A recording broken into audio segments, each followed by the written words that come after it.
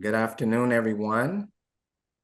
We're going to take a minute or two to allow people to log in to today's webinar. So give us just a minute to start.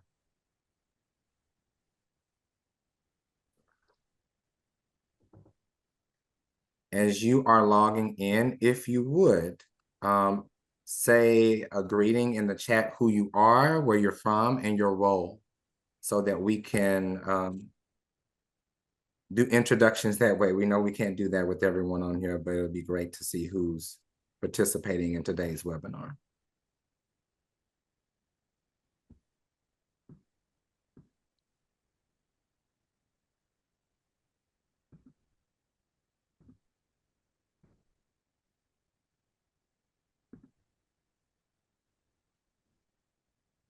Okay, great. We see people that are beginning to do that.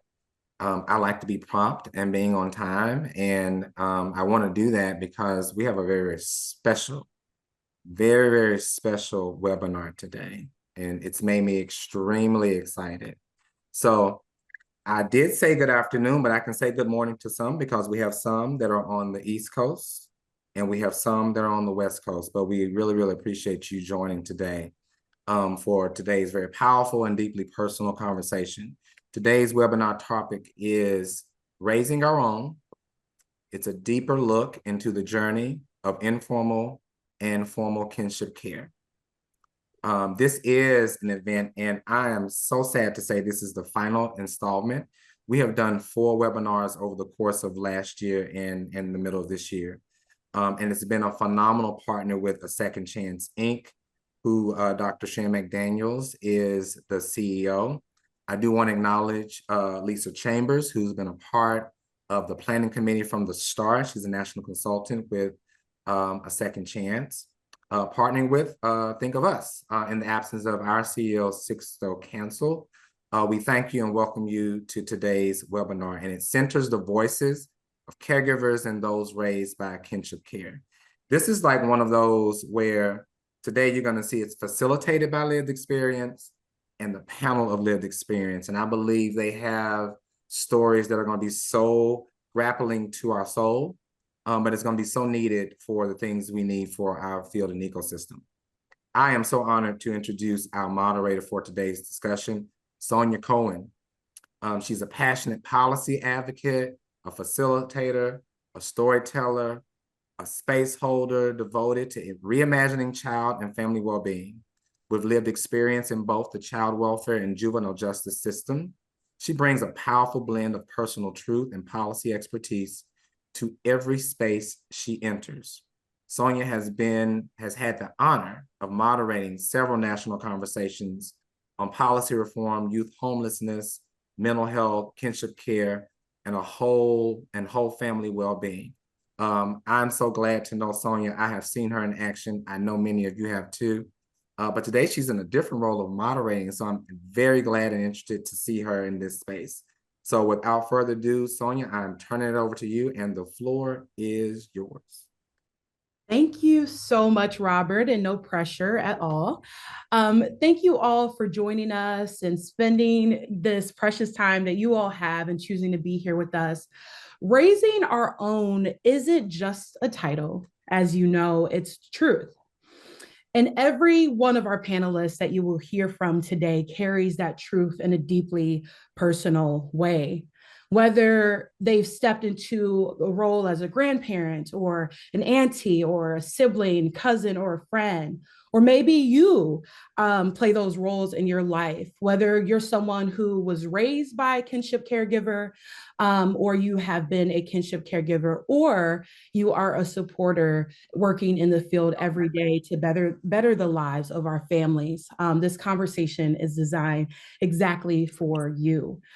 We are so honored to just be here and hear about the strength of our panelists and the stretch, the love, and yes, of course, the struggle and the complexity of what kinship care can and has been in their experience.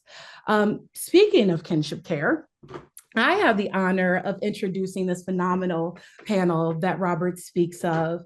We have a wonderful lineup of incredible advocates and just human beings that truly I've had the honor over the course of this month, really getting to know a little more.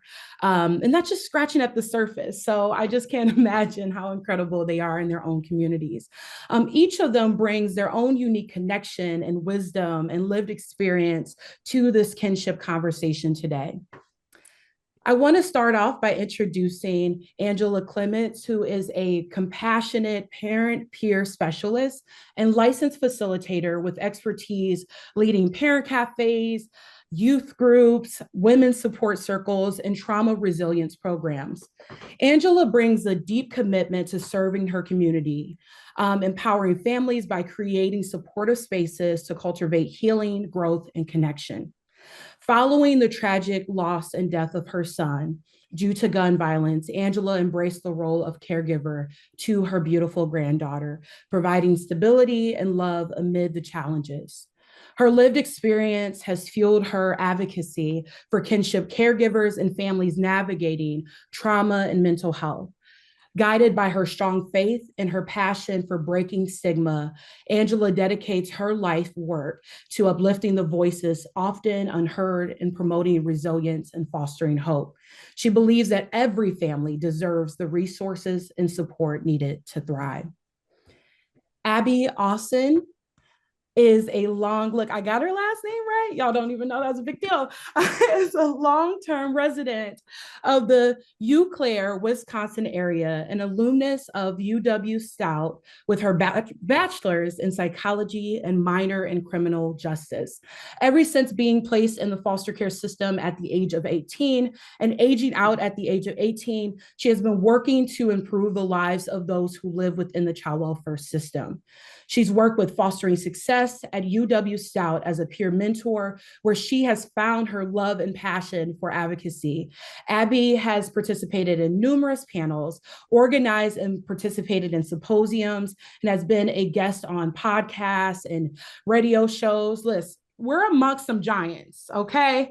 And where she has encouraged the visibility of those who are experiencing out of home care. She is the recipient of Wisconsin's Department in Children Families 2025 Champion of Change Award, an award granted to those who have made a significant contribution towards improving the lives of those in the child welfare system through her advocacy work.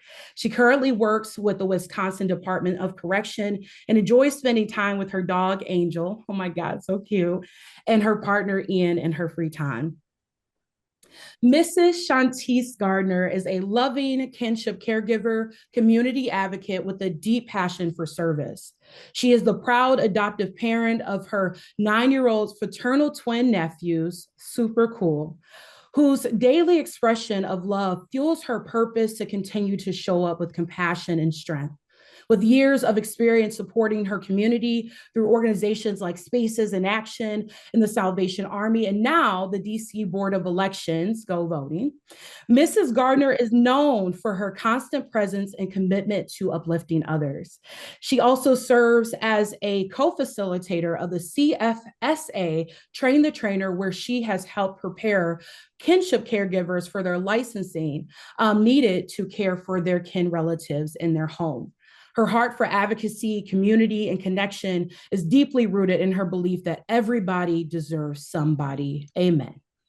Whether organizing in her community or embracing the joys of nature, Mrs. Gardner hopes that her journey inspires you all and others around the world to always lead and serve with love. Jesus Angel Rodriguez is from Huntington Park in Los Angeles, California, and is passionate about helping former and current foster youth. Jesus dedicates his time to working with programs such as Bruin Guardian Scholars, which provides academic and financial resources to foster and homeless youth, and Swipe Out Hunger, where he helps to end food insecurity on campus. Believing that everyone deserves a chance at pursuing their ambitions, Jesus channels his passion into action through National Foster Youth Institute, focusing on educational assistance for foster youth. And outside of that work, he also is involved in the student government, where he is the director of community relations for UCLA General Representative, working to strengthen connections and advocate for resource-based organization. He also works, also beyond his work, I should say, Jesus enjoys embracing his culture. He grew up or growing up with his grandma has taught him to cook and garden, which I'm like, what are you cooking me up after this? I'm gonna be hungry. So, Jesus is amazing, and he loves spending his free time sharing traditional recipes and enjoying warm meals with his friends. Miss Aquita Lawson Taylor, she is just you all. I mean, this is just a phenomenal panel. I'm gonna just say, but she is the real deal. Okay, she serves as associate minister at Calvary Baptist Church, located in the historic Hill district of Pittsburgh. Ooh, what a mouthful, Pennsylvania. With over 29 years of experience in the medical field, Aquita has always carried a deep passion for outreach and community service. In March 2013, she founded Break Every Yoke Ministry, an organization focused on evangelism and outreach, driven by her commitment to serving others and spreading hope through faith-based initiatives. Her dedication to community engagement led her to her current role as resource navigator in the Family and Community Engagement, which is also referred to as FACE, department at a Second Chance Incorporation. In this capacity, she supports caregivers, families in need, and the broader community by connecting them with vital resources and services. While Aquita's professional and ministerial roles are definitely meaningful to her, she also holds her family's roles the closest to her heart. She is a devoted wife, mother, grandmother, and daughter. And in her free time, she enjoys family gatherings, traveling, attending church, and relaxing on the beach. With that being said, welcome. Show some love to our panelists in the chat, please, because our nurse has got us going, but we're going to be okay. We're going to be okay. And with that being said, let's just jump right into the conversation, because that's exactly what it is. I want to open it up to all of our panelists by kicking off with a question of, what is your connection and experience with kinship care? And when we say, or when I say raising our own, what comes up for you? And anyone feel free to jump in. I can begin. What is your connection and my experience with kinship care? So I'm actually, as she read in my bio, I'm actually in a unique position. I never in a million years thought that I would actually be working at a second chance, but it gave me the ability to see things on another side. I was always familiar with foster care. However, experiencing kinship brought me to a deeper level. So my experience is I have the opportunity to be raising my grandson at this time. The blessing is I don't look at it as kinship, because that's my grandson. So it doesn't matter. The courts, all of the different programs, all of the different appointments that we had to go to, whatever it was that I was in need or I needed to do, I would have did it because this is my DNA. So it's completely different for myself. Regardless of all the resources that were provided, I would have done whatever I had to make sure that my grandson was where he needed to be at in that manner. So raising our own, for me, I would say raising someone, I can't even say close to heart, because sometimes you may take someone in this actually that you do not have any relationship to. So it could be a variety of things. I'll say it for me. It could be a variety of a large range. But for me, again, I'm blessed because I get to raise my grandson, who I was already familiar with. So raising our own as me is keeping someone close to me at heart. Thank you. Thank you. Hello, I'm Shantice, and I would like to say, raising our own, for me, the first thing comes to mind is that now I get to be called Auntie Mom. Raising our own, yeah, that is something that is dear to my heart. Like, to have my nephews consider me as mommy and to have added it together, auntie mommy, just, is love for me. My connection with kinship care is through just that kinship care. My nephews needed to be placed with someone that could take care of them. My sister was unable.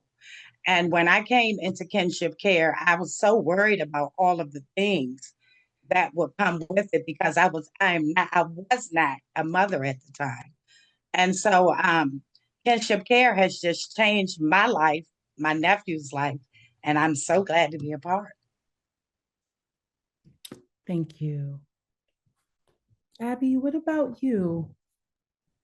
Yeah, so I have a much different backstory into this than Akita and Shantice as well. Yeah, I was placed into formal foster care at 14, and then due to my biological mother just being unable to take care of me, and then I was placed in basically CPS monitored kinship care with my father. He unfortunately was not a good fit. And then that ended up with me being placed in formal foster care around that 14 age. And then I ended up basically kind of hopping in between attempts at kinship care. I was in formal foster care for most of it, but my social worker did try and coordinate me to stay with my best friend's family, my grandparents, and another family that was exploring foster care placement at that time. While those didn't, work out, and I ended up going into a very loving foster home at the end, who are basically my adoptive parents. Shout out to my mom who is here. I have worked with a ton of youth who've also experienced very formal kinship where they've been placed in situations like, the aunts and their grandparents who've taken them and stuff like that. And I'm very grateful and happy that, I was able to experience even just those little kind of trial period kinship care placements. And I obviously heavily advocate for that just due to my experience in formal foster care. So yeah, I think when we talk about raising our own, I think children are often viewed as a community resource, right? When we talk about our future, when we talk about how we're going to succeed, we always look to the next generation and how that's going to happen. So when we're talking about raising our own, I think, those who are placed in out of home care, whether that's kinship care, formal foster, youth, often are some of the biggest sources of untapped potential. So when we look into how we're going to raise those children up, not just physically with their basic needs, but raise them up to be really strong and powerful individuals, that has to start somewhere. And I think that's where kinship care really does an amazing job if that's the right placement for them, and can even be through formal foster placements as well. Beautifully said. Thank you. And Jesus. Yeah, I like to jump in. I totally agree with Abby, and I'll touch upon that right now. But my connection is actually to my grandmother. I was in formal care at a foster house for about 4 years. However, due to some unpleasant experiences, we were released back to my biological mother. However, she also wasn't the greatest caregiver, and I was bounced around a couple family members, but then I had stuck with my grandmother, and she played a very influential role growing up in Los Angeles. I actually credit her for a lot of the things I learned and the skills I embodied to this day. And we, it's really important for keeping shared cultural values intact. It brings a sense of familiarity and positive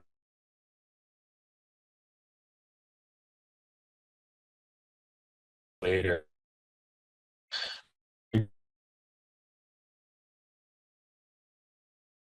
Mexico. So a lot of our traditions, a lot of our cooking, a lot of the way we want to share community and be with other people.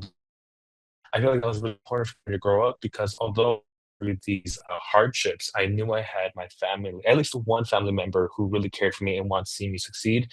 And I believe that's why kinship and keeping it intact is really important. And it's had amazing influence on my life. And I can't thank my grandma anymore. Thank you so much, Jesus. And there's so much love happening in the chat and so many like head nods, right? Um, it's so fascinating to me as I've learned you all through the course of how of everyone deserves family, everyone deserves to be connected to who they define as their family. And as you said, Abby, there's so much untapped potential, and this is a disservice we do, right? If we overlook kinship families and the power and the strength, as you named so beautifully, Jesus, and the way that your grandmother stepped in and taught you all the things that built you up to who you have become. I really appreciate, Miss Gardner, just I could just go on with appreciation. And I know we're limited time here, but you said I was not a mother, but now I'm an auntie mommy, right? And like the love that bonds all of your stories and weaves this beautiful tapestry together, I think just goes without being said. It's incredible. So thank you. And as we're talking, I heard the word formal come up a lot. And for those in the space, many of you may know formal, meaning that there was some system involvement. The system had to intervene in some way and get involved. And so the family kinship care living arrangements was made through the system. And then informal, just meaning quite the opposite, that family, they made their own arrangements amongst each other, but if most times, no support from the system at all. And so we'll hear stories throughout our time together in the panel. But I want to turn over to you as we think about the formal part of this, Mrs. Gardner. Knowing that you have this experience with your nephews, with your babies, what has this experience of formal kinship care living arrangement, how has that looked going through the child welfare system, and what supports would you say has been most helpful for you? Well, at the beginning, I felt like it was very invasive. They wanted to know everything about me, the people I knew. And so I felt like it was invasive until I began the training. I had to take a 6 week, 30-hour training caring for our own. And in that training made me understand that all they want to do is know who you are around and who the children will be around so that they will be safe. And so that has become the best thing, the best part of kinship care for me, because I get to be trained to be a parent. I get to sit with other parents and talk about the needs and the strengths of the children that are put into care. So I have been blessed because, again, not being a parent,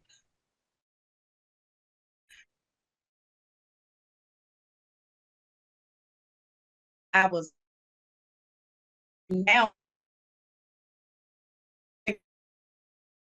with 30 hours, and me and the parents, we may have what to look for, to start off with a needs and strength basis. Everything is not about what went wrong, it's how we can better it. And so that's what I would say has been the best part of our home. It has also allowed to see other people's shoes and see things differently. You know how sometimes you have a tunnel vision. And so now I don't have tunnel vision. I now see other people and families. Ooh, hold up. You just gave us some really good tea. And one of the things that I mean, I'm sure a lot has stood out to the audience. So come on, drop that in the chat, those golden nuggets. Everything isn't about what went wrong. Whoa. It's about the strength of the family. That's beautiful. That's beautiful. And I will also say, I'm going to just add in here, what was so unique about working with you all as a live expert and a former kinship caregiver myself is that you all talked a lot about the strength and the power of the birth parents, of the family unit, of coming together in community. So I just thank you. Thank you, Ms. Gardner, for that. And, speaking of what everything isn't about what goes wrong. That's a common misconception. Would many of you agree that something's always wrong? We're always in crisis. And so, Miss Aquita, with that, what do you feel like is one common myth or misconception you'd say that you've come across as being akin, or in your, those are just, that's your family taken in your family, what's been those myths and misconceptions that's come up, and how have you begun to shift the narrative to reflect the real truth about the strength of your family? For myself, again, because it was my grandson, I had to realize that he had been through some things. So I had to make sure that I kept my focus as to what he needed. Because when you taking someone that you love, sometimes you may get the thought, oh, that, you know, we can work through this, you know, that it's going to be easy. It's not always like that. However, and I'm going to be honest for myself, I had to keep focused. I had to go to God. I had to pray. I had to go to my family. You have to also have a good support system. I have a family who said, what do we need to do to make sure that this baby is okay? You have to have a village. No one person can do this all by themselves. I don't care how many, I'm just being honest. I don't care how many resources you got. I don't give it about the allotments, all of those things that come. You have to make sure that you know who you are and stay grounded and stay focused, and you can get through it. You are not alone when you are in this situation. So miss that you can't do it, or that it's going to be easy. And anything that's good is not easy. How about that? Anything that's good, come on, anything that's good is not easy. You always got to put in some footwork. You got to put your muscles together. You got to stay focused. As I said, you have to do what you got to do, but it is most definitely doable. I truly thank Dr. McDaniels, and I'm going to say why I'm here, for even creating such an organization as far as kinship. I do truly thank you, because it lets my grandson know who he is, where he come from, and what he can accomplish. And I'm gonna settle down because You can't help it. You can't help it. That's okay. because I do. Yes. It is phenomenal. And being on the other side, now that I am a worker and a resource, you know, working in the resource department, I can relate on both sides as to what's required, not from only myself, but from the part of the agency as well. So shifting that over, you know, to the narrative to reflect, you know, the real truth of kinship families and how important they are. It is absolutely, it's life-changing. It truly determines the future of these children. Because had he not been with myself or with my family, he may not know where he come from. He may not have an awareness of what he can accomplish, the people's shoulders that he can stand on, those that he can lean on. He may not have known that. But because of kinship and such an organization, it is a great opportunity to let these children know that your past and what you've been through does not dictate who you have to be. Absolutely. Thank you so much. Anything that is good ain't always easy. Come on, can we get some t-shirts made, please? Really, this is, I mean, it's powerful, but it's real, right? It's real that, as you've highlighted, it takes a village, whether from higher source, however we define that, or whether it's your community, your friends, you know, just your community. We need people. And this dual like idea, it's kind of, they almost oppose each other, you know, that either you can't do it or it's going to be hard when you try to do it, right? And so, you know, we know, many of us who have experienced kinship care, whether formal or informal, both dances, right? It is really a dance between the both, and you trying to find your footing and find the hope in it. And this, you know, for you, Miss Aquita, you found hope in knowing that your babies knew where they came from and that you were the connection to that.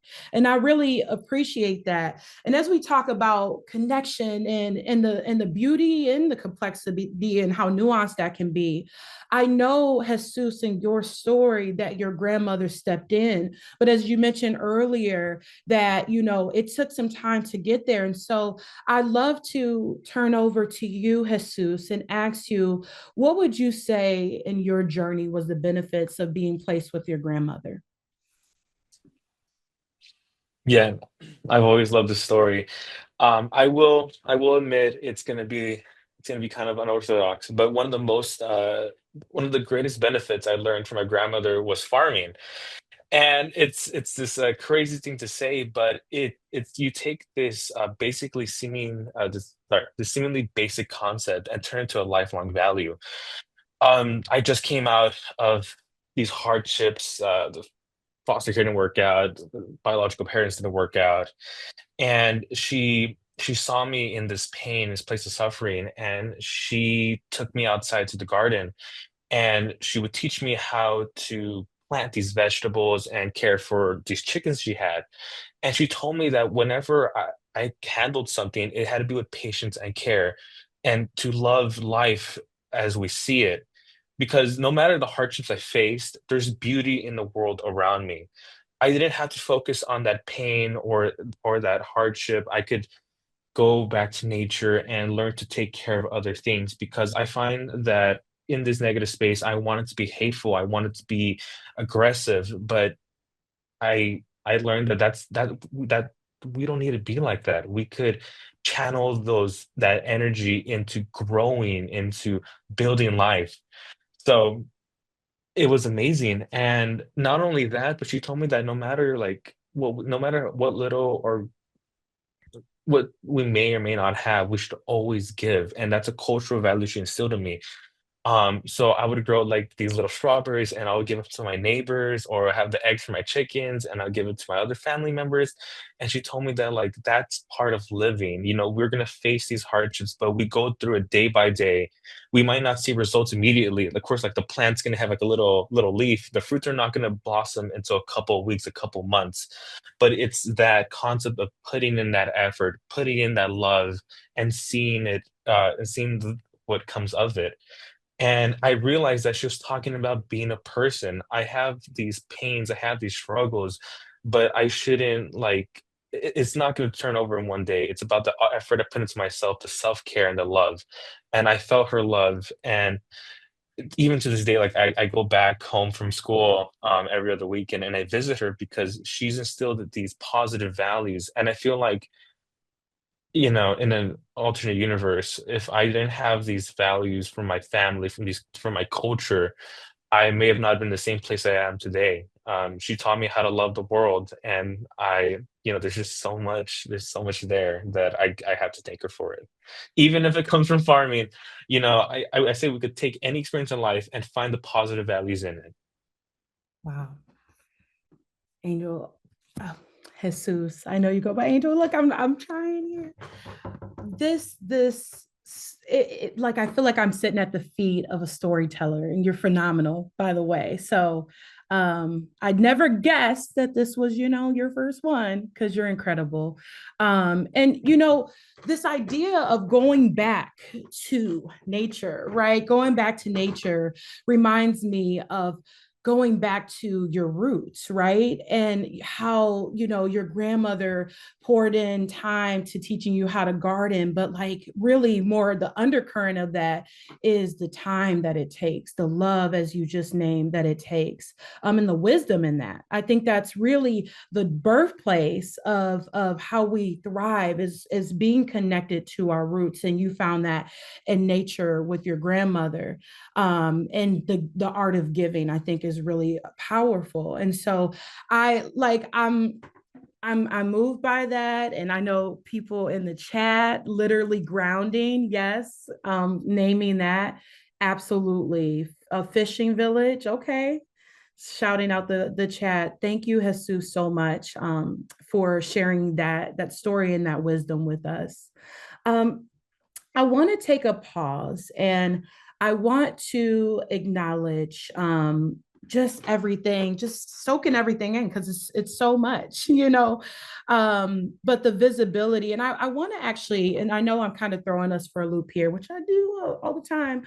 I want to ask the other panelists, what has been the benefits that you have seen? It's similar to Jesus' story about his grandmother of raising your family, whether biological or not, raising your family. And you've named some of them, but what has been the power in that?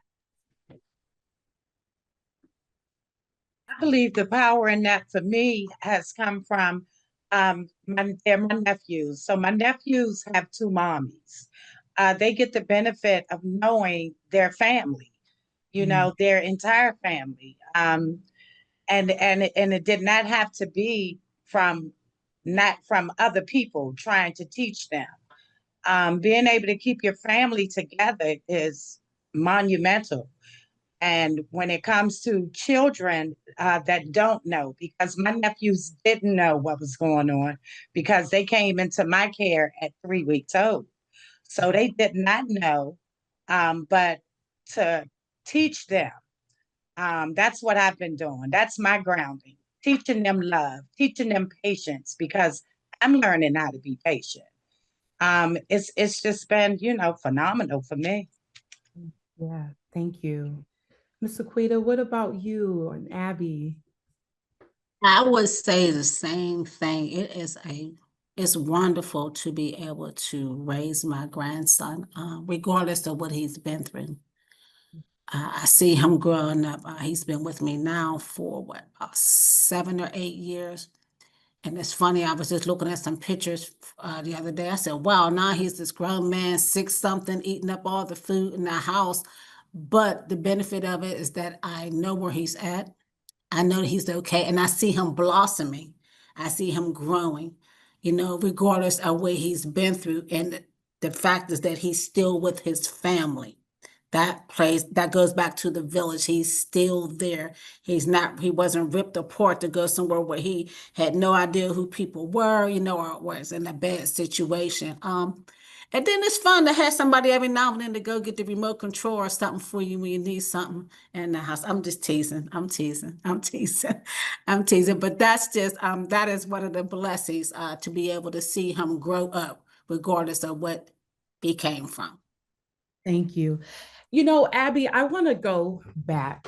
I want to go back a little bit because what's really unique about your experience and heartbreaking in some regards is that there was several attempts made to place you with kinship care. What you mentioned early on is that there was some lacking of some support. And so I just want to highlight that all of our stories of how we got here can be unorthodox in many ways, if you call it, but yours particularly, is what fueled your passion to do what you do. And so I'd love to hear more about what you do. But I want to go back to what you said around those attempts. What would have made those attempts successful? And I know this was not a part of all of it. So take your time, love. No, that's totally fine. I work in a kind of field where everything is unpredictable, and that's just kind of how we live our life. So that is not an issue.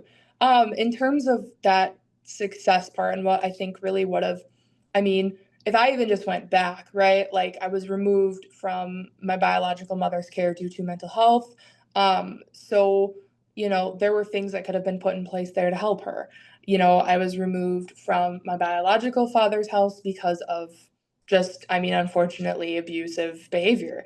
And, you know, there are things within himself that he could have changed. There are things within that situation that could have been changed. But in terms of, you know, those kinship placements, I mean, I love my grandma. I have a very, very good relationship with her now as an adult. And I think that's something that I have and that I've leaned on a lot is that even though those, you know, positions and those placements didn't really work out, I still have those people. I mean, my grandma actually did do basically kinship placement of my cousin. A lot of people in my family actually had kinship basically happen to them. My cousin was raised by my grandma. My brother, later on in his life, my biological brother, he was raised by my aunt and uncle for a time. So I've just been able to see how that's impacted them. And my cousin is basically my grandparents' kid. And I'm really happy that she had that because she really did need that. And I think when we're looking at just support here, that connection is just something that I can't, express has been great. Like I was able to keep connection with my biological mom. I was able to keep connections with everyone involved, my best friend's family. That was truthfully just procedure, right? Like I was in formal foster care, so getting me moved from formal foster care to them is something that just socially and economically wasn't something that they were able to do. But would they have been a great source for me? Yes. Have they been a great support for me as an adult? Absolutely. I call them my other parents too. I call them mom and dad even to this day. Because that's what they were to me at the time when I really, really needed it. It's that, that chosen family, right? That we get to have. And that's something through kinship that is granted to you, which is not something that you can say for, a former, not former, formal foster care placement. So I think that that's really important to stress is you really do get to keep those connections, which is something that Ms. Gardner and Akita and Jesus all touched on as well. Yes. And thank you for making that connection. And there's so much in the chat. Yes, regardless of the placement type, keeping those connections to kin, it is important if it's not possible. And as you name, there could have been a potential person or people that you call mom and dad now, right? That played an important role because of economic reasons, which should never be a barrier, right? And I think that's important to highlight in this conversation is that oftentimes, if kinship doesn't work out, it's not because of a lack of love, but a lack of resources and support. And so I really appreciate you highlighting the importance of that and how you're still connected to them through love, even when they were not considered to be an option, which is super unfortunate. And we're working to change. And I really appreciate all the work that you all do to make that possible, to make these conversations possible. So I feel like we're like ahead of time, but listen, this is what I'm saying. We got an amazing group right here. Listen, clock that. What I want to open it up actually now, since we do have time, to the audience, because I know that there's a lot of synergy happening in the chat. And so Lamar, Sabrina, our colleagues are going to help us here. But if you could drop us or come off mute and share with us a few questions that the chat may have been throwing in, we'd love to open it up for an open dialogue and conversation.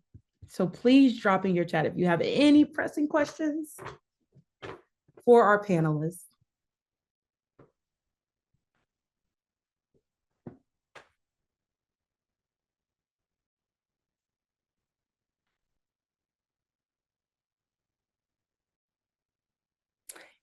Panelists, can we get your emails? Yes, stay connected.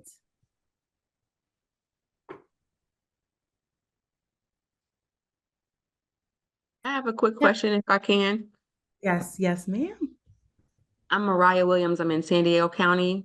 And I just wanted to ask the kinship caregivers, when you think about that first day that you took placement, or maybe even that first week when it was, maybe confusing, overwhelming, emotional, what kinds of supports were most helpful in those early days to help you to take placement, to get to yes? Many of you said you were going to say yes no matter what, even if it was really hard. But what helped you to say yes, and then helped you to maintain the placement in the early days?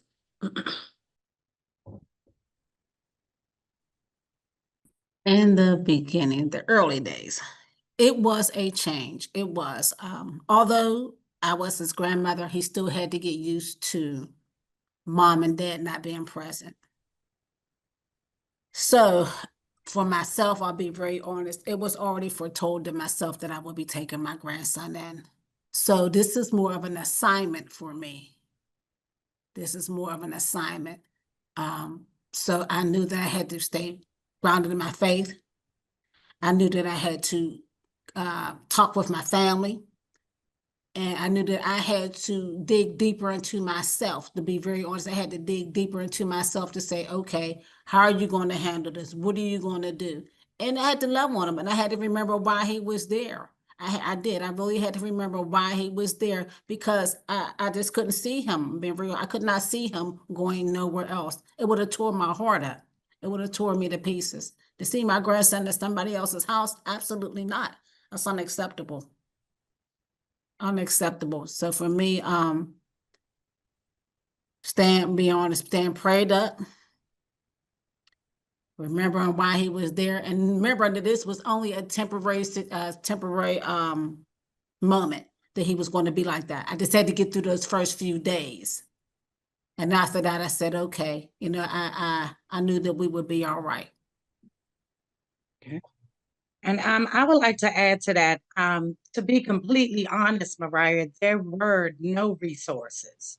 My yes was simply they were my nephews, because when this began for me, the first week I felt like I was being questioned as if I had done something wrong. Everything about me was on the table to CFSA. And so it was truly a love for my nephews, because resource wise, there were none.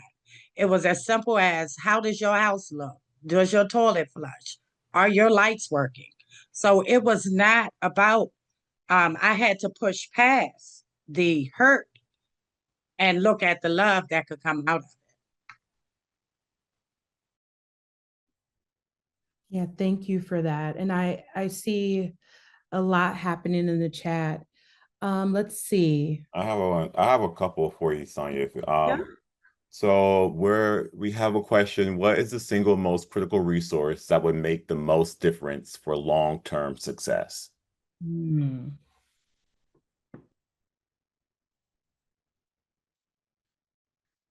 Most critical resource that would help with long-term success. I mean, when you're looking at resources, you're looking at formal and informal, right? You're looking at what the community can offer. You're looking at what the state, the government, that kind of stuff can offer. You're also looking at what the community can offer, like, through religious services, like Akita, would know of. You're looking at people who just, know about the system. Those people are resources too. I think this is I'm coming from a place of just knowing policy, and I will agree with whoever put the dollar signs in the group chat. That is something that, very obviously, money, belief in this working. I think any resource, formal or informal, that believes that kinship works is an incredibly valuable resource. But I also think that those who are the people who are willing to do kinship in the first place, they're the resource, right? They're the ones that you're going to as someone who's trying to place a child with that person who really need that. And I think that resource also depends on the person, right? For some people, they have the village, they have a great house, they have that stability, right? But, maybe there's a lot of trauma that this child has gone through. So maybe the biggest resource for them that would be beneficial is having that child get into formal care, formal therapy, or, anything with psychiatry, anything like that. So I think it's very, very individualized, and it really depends. But truthfully, any resource is better than nothing. And I wish that there was more of a stress on that, especially in the legislative, branches in terms of money and policy reform. But that's something that, that's why we're all here, right? That's why everyone speaks the way that they do, is because they really are passionate about it. That's a good point of making a continuum of cross formal and informal care, making it equitable, that everyone receives those same supports. Yeah, thank you, Abby. Enough time for another? Yeah. All right. So Patty from Butte County writes, "Hello, panel. You are all wonderful. I am a resource family approval worker in Little Butte County. what advice would you give to a relative who does not have as much support, i.e. a village, to help them when they are caring for kin? I had responded to that actually in the chat, and I apologize. At a second All chance, good. we have what's called the National Kinship Support Group. This is not only open to our caregivers and families associated with a second chance, but this is open to those at large. And we meet in person and sometimes online. And each month we talk about different subjects. We talk about self-care. We talk about dealing with 21st century children. We talk about mental health. We talk about, budgeting. And in the midst of that, we also offer different resources that may be available. So I did put that information in the chat if that is may help, or if anyone is interested in getting any information on me. My email is in there as well, and they can contact me and I can give them more information about that, because we have some great conversations, and that's just to let the caregivers know that they're not in this by themselves.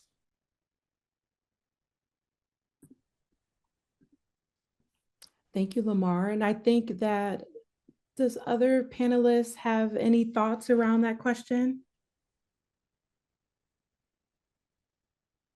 I actually think we have time if you all are open to one more question before we close out with our final question to the panel. Awesome. Sarah Phelps writes, my family's in a situation where we may be asked to be kinship caregivers for our niece who will be born later this year. How can I best prepare my heart, my home, and my village to be the right place for her? Great question.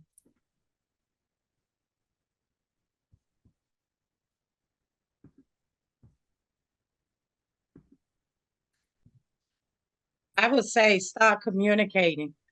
Talk to your family. People tell you what they're willing to do and what they're willing not to do. Have an open dialogue, because that's the only thing. When I got my nephews, everyone in my family was willing, but willingness and having the time are two different things. So have the honest conversation. Who's going to do this? Who's going to do that? I read in the chat about daycare. Daycare is important because we have lives. You have lives. Things are still going to go on. The village is so necessary, but the village needs to communicate. Yes, and the village needs support too, right? We all need to support each other. Yes, Miss Lawson, I see you. If I could add one thing to that, I would say to this young lady, to her family, be ready for change. That's what Ms. Gardner was saying. Be ready for change. Because as adults and as caregivers, as she said, we have lives where, we go to work, and some of us are empty nesters, in our different situations. So just be ready for change, because it's not going to be the same. Not saying that there's going to be anything wrong or everything will be negative, but just ready for things to change, because it's no longer you being able to go with your daily routine. You are going to have to change some things along the way. Yes. We'd like to thank you all for your questions. They're phenomenal. Our panelists, I know, have dropped some of their emails in the chat. I want to acknowledge that our beautiful Angela could not be with us today, but we are sending her so much love and just synergy. I know she would have loved to be here with us. I just want to honor and acknowledge her. And if you've been in a space with Angela, she is incredible. She's always on fire and willing to just give her heart. And she's on. Okay, Angela. All right. Well, Angela, would you like to share a little bit with us? Thank you. I was like, Angela. Well, welcome, Angela. And we are just taking some Q&As and talking about the power of kinship. And we just had a question around, how do I prepare my home to take in my relatives? So any advice there, my love?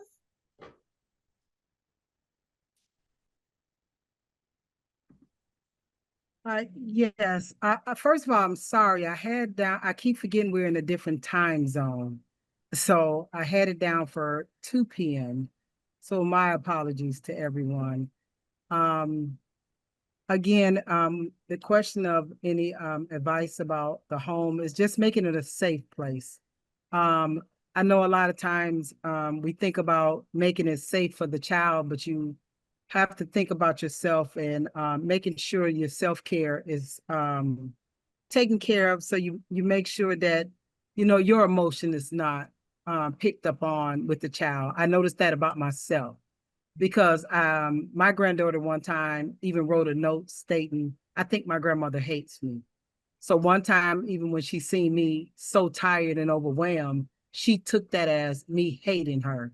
So just knowing that we be so willing to make sure that the child has a great future, that we forget to take care of ourselves. And then that reflects on the child in the home. And just leave room for error to make sure that we're taking care of ourselves, and that when we take the kids in, that we make sure that we're looking at this as it's a healing season and it's a journey for the both of us. So not just the child coming into the home and needs somewhere to stay, but we need them just as much as the child needed somewhere safe. Thank you, Angela. And a lot of the conversation today has highlighted the importance and the benefits of formal and informal care. And so, Angela, I know we talked about this, and I know you have experience with both being the system intervening and being a part of the process, and also on the front end, you just stepping in because that's what was necessary, and all the love you have. And so, would you speak to, before we actually wrap up, I'd love to hear you speak to what is the difference between formal and informal care in your experience, and how do we create something that brings together the best of both worlds? Well, with formal, you have to get a lot of permission to do something that you know is in the best interest for the child. And then it take away from the child really having that social skill. I noticed when I was a treatment foster parent for one of my nephews, but the legal system, the formal, was still involved. He didn't have a greater social skills as versus I have custody of my granddaughter without that formal care. I had more support, as in money and crisis workers and all of that, but yet and still, I seen a significant change that my granddaughter, she thrives better. She's more confident, is more to the roots. I'm able to be creative. What CPS would not allow, as in no visits with the mom, I'm able to say, hey, I'm going to be at this outreach. How about you and your kids? And then and then that child able to see, like, not only do my grandmother care for me, she care for my siblings and my mother too. So that's even making her whole. And it's breaking generation curses also, where she won't have to get older and think that is my kids going to be taken too, and that she knows she can step in if something happened versus always looking at the system to come in and remove a child, that you can all come in together, going back to like a community and village type of mentality of raising our kids. Yes, and we've heard a lot about the power of community, and so thank you for sharing that with us. And I think actually, if you could kick us off to our we're in our home stretch right now of what is your hope, you know, because there's a lot of hope in your story, Angela, and how you've been able to show up for your family and your community. What is one hope that you hold for the future of kinship care? And then I'll open it up for the rest of the panelists to jump in as well. What is your one hope? That they give the same resources and education to the families as they do, like with foster care. It's not fair that a stranger get that much support. And one thing that I told him when I got my granddaughter, she was just in CPS, and you gave a stranger the check, the crisis worker, child care, food stamps, but her behaviors didn't change. And just because I'm her grandmother, I'm still taking on somebody else's responsibility. But you trusted a stranger and gave them this much support, and still with my age, her behaviors didn't change, and I'm still taking on the same responsibilities. And at least I'm not going to say put in a 30-day notice. I'm going to stick it out. So she's definitely going to stay versus I'm going to stop the ACEs scores, the trauma.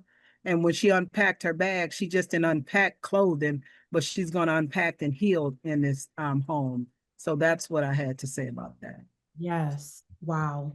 You know, I can see the themes and the thread throughout this conversation, and it reminds me of going back to what you said, Miss Aquita, that everything that is good isn't always easy. And Angela, I agree. It's like, there's some struggle sometimes of just them adjusting and settling in and knowing like that they're safe and that they're loved. But you name healing, which has showed up as a theme throughout this entire conversation. I think that it's important to note what you just said, that we can have all the resources, right? But will they have the healing and the space to love without the prescriptions of systems? So thank you for highlighting and telling us the bright spots and the beauty of what it means to raise our own. I'd love to open it up to our panelists as well. What is your one hope that you hold for the future of your families and families throughout our nation?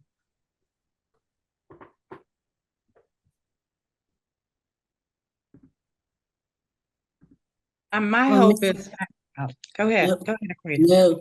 No, because you might say some good stuff I could feed off of. You can My hope is that again, the healing process, allowing people, as Abby stated, allowing untraditional help, the resources, like she stated, how people that can help the children are the people that aren't even being called on. And always to remember that family is not just blood. Kin is the community if you make it. Thank you. that my hope is that, as they stated, that both sides can get resources that are required, because there are some things that are still needed for formal as well as informal. I will hope that for kinship care, that both sides, as far as the caregivers and the system, see the needs to come together and make this work for the children. Being a caregiver and working as a resource navigator, I see where there's a connection that has to come together. There's a big disconnection. And somewhere along the way, they have to sit down and meet to say, how can we work this out together for the best of the children? That's what it's about. And Abby and Jesus, I'd love to hear from you. Abby, I know you talked about, it just reminded me, Miss Aquita, you said seeing the need, right? Like both sides, no matter what side of the fence you're on. And Abby, earlier you said seeing the value, right? Like they're kind of one and the same. What is your one hope, Abby, for folks being able to see us, to see our families, and to support us? What's your one hope for the future? I mean, I think truthfully, in large, it's that visibility and that, making kinship care be the normal, right? Like when a child gets put into a situation where they have to be placed in out-of-home care, oftentimes the first reaction is, what are the foster homes that are open? What are the respite homes that are open? What are we kind of going to do? And we go into that, how do you say it, panic mode, right? Versus if kinship care was normalized, those questions would be, who's their family? Who are their friends in the family? Who are safe and supportive people that have been around the child, but also the biological family, to kind of establish that support? If that becomes normalized, the kinship process is a lot easier and there's a lot more visibility there. And I think a lot of people don't even realize the amount, right, of foster, out of home, kinship placed youth, because once people, some people are placed in kinship care, they kind of assume, well, everything's taken care of, right? Everything's fine. They're with their family. It's okay now. And oftentimes it's not, right? There's all of that baggage that not only the child carries, but also this person who now has to take care of a whole new person that they didn't even think, they never thought this was going to happen, right? I don't know. Some people, like one of our viewers, obviously, they're ready, they're preparing for that. But a lot of times that's not the norm. So I think that normalization and that realization that there are so many youth who are in kinship placements, and there are so many people who do kinship placements who really need that extra support, is I think going to be really, really huge in improving the lives of those who are in kinship care and who are kinship caregivers. Thank you. Thank you. And Jesus, what is your one hope? You know what, I like to start off by saying that every one of these panelists have said something amazing. It's really insightful hearing from kinship givers, because I was a recipient of care, and learning that new perspective was just really insightful. At least for me, my one hope, and it kind of draws off to what everybody said, like, or was mentioned earlier, finding that connection, because we want what's best for these children. We want to make sure they grow up in a safe environment, and making sure that wherever they're placed, with friends, families, or neighbors, within this kinship care, like they're in a place where they could learn and grow positively. I have had that experience, thankfully, through my grandmother. But I mentioned briefly that it took me a couple family members to even get there. It took me having to go through the foster care system and seeing that it wasn't the best fit. And through this process, like learning how we can navigate these channels of support, and how we could be at a better spot. My hope is that, like, having like kinship care utilized more, in an efficient manner. Because I started off in a place of pain from the experiences of growing up and the whole like child welfare system. But going to my grandmother, I went to a place of love. And family can instill lifelong values that can change the trajectory of somebody's life. It definitely has for me. And I know that every life and every person's story is different, but finding love in a time of hardship is important, not only when they're growing up, but for the entirety of their adulthood. Thank you. Thank you. As you have heard from our amazing panelists, we heard stories and wisdom around how important it is, to your point, Jesus, of knowing who I am, right? Seeing myself through the lenses of my grandmother in Jesus' story, or the importance of community, and the power of coming together and having resources, Mrs. Gardner, and the power of staying and healing, Angela, and seeing the need and the value within us, and seeing our stories and our experiences and making them visible, Abby, and the value of faith, Mrs. Aquita. Thank you all so much. As we wrap up, I want to just pause and express my deep and our deep as a collective gratitude for each of you, Jesus, Abby, Mrs. Gardner, Miss Aquita, Mrs. Angela, for your wisdom, your vulnerability to share, because we don't always deserve that. We don't deserve it at all, but you all really shared that with us. And your lived truth, because you are an embodiment of that truth. You're living, breathing this every single day, whether it's with your babies, your families, your community, you're doing the work, you're in the mud every single day. As you all in the audience have witnessed and listened to today's conversation, I hope you start to think about, what does it mean for you to raise your own?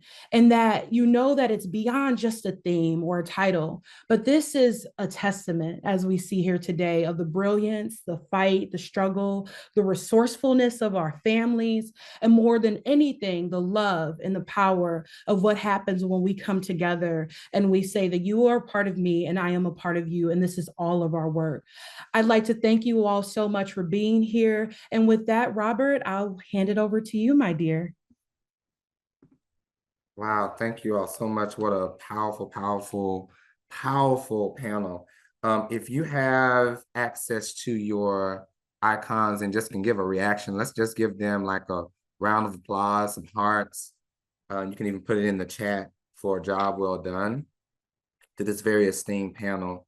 And Sonia, to you for just outstanding facilitation skills. Outstanding. Thank you, thank you, thank you so much. I want to thank again Dr. Shan McDaniel, who's the CEO of A Second Chance Inc., who from the get-go partnered with Think of Us to have a 4-part webinar series around kinship. We know that with all that's happening in this space, one thing is for sure, we can always count on family. And when we put family in the forefront of our minds, it ensures that we have connection, because I was writing notes and these themes of connection, keeping family together, and the support that's needed to do that. That's both for formal and informal kin. I also want to thank members of the Think of Us team, Gavino, Lamar, Yisbel, Sabrina, for all of their work behind the scenes. Look, y'all have to know that to do this 4 times, to where we've reached over 1,000 people, takes a lot of work behind the scenes and preparing scripts and preparing people, logistical things, IT, all the things that can go wrong. But they've worked tirelessly around the clock to make sure that we present, I would say, high quality webinars, and the topics that we've had already are very relevant to today. So I hope that you have received a lot of nuggets, as Sonia would say, throughout this time. And this is our last installment, but listen, we've taken a lot of feedback from you, and we'll get some more feedback in terms of potential other topics that we may need to consider for future webinars. So with that, I will thank you all for tuning in, and looking forward to seeing you all sometime in the near future. Take care and have a great day.